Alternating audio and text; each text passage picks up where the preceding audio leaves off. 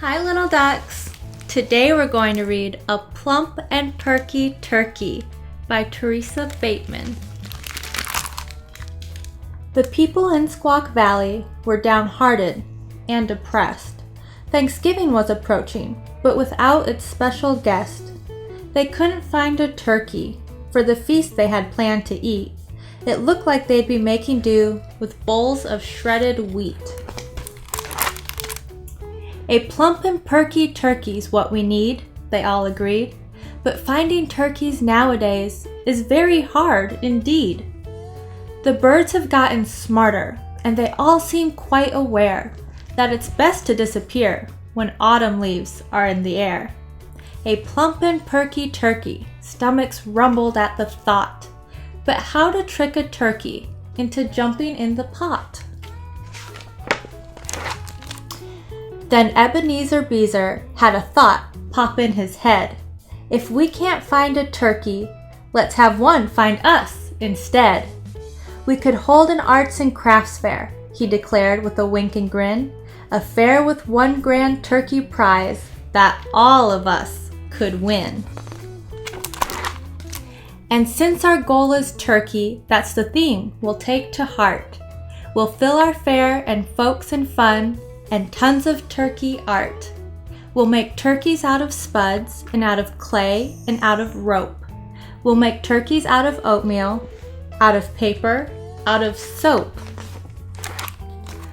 We'll hang a bunch of posters in the forest way down low to invite some turkey candidates to model for our show.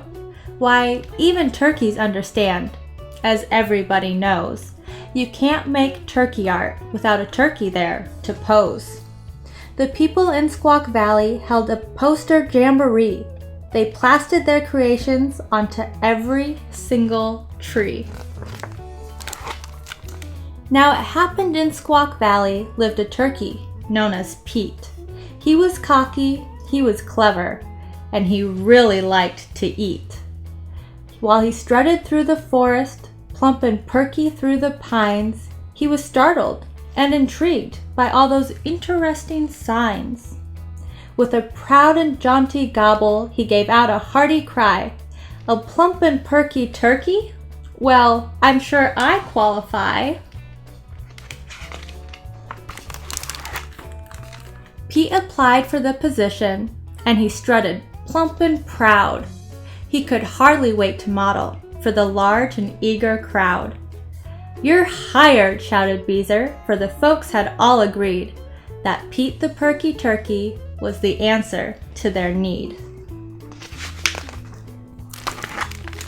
'Twas the week before Thanksgiving when Pete posed to do his part, and the artsy-crafty townsfolk started making turkey art. They made turkeys out of spuds and out of clay and out of rope. They made turkeys out of oatmeal, out of paper, out of soap.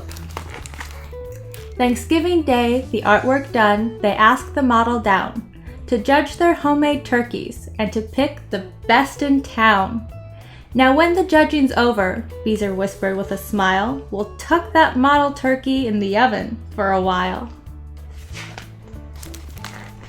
Pete judged each piece of artwork as the hungry crowd all cheered.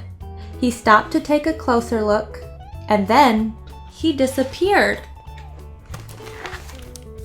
There were turkeys made of spuds, there were turkeys made of rope, there were turkeys made of paper, there were turkeys made of soap.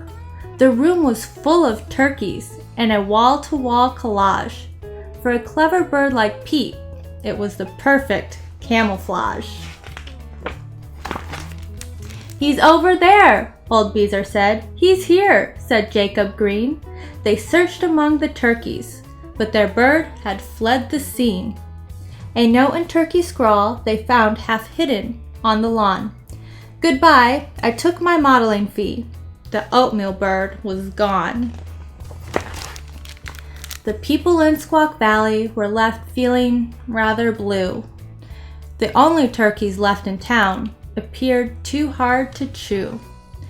"Oh well," said Beezer brightly, as they gathered round to eat. Right now, at least I'm thankful that we still have shredded wheat. That day, folks learned a lesson that stuck firm with them forever. A plump and perky turkey can be pretty doggone clever. Thanks for joining me. Let's read again soon.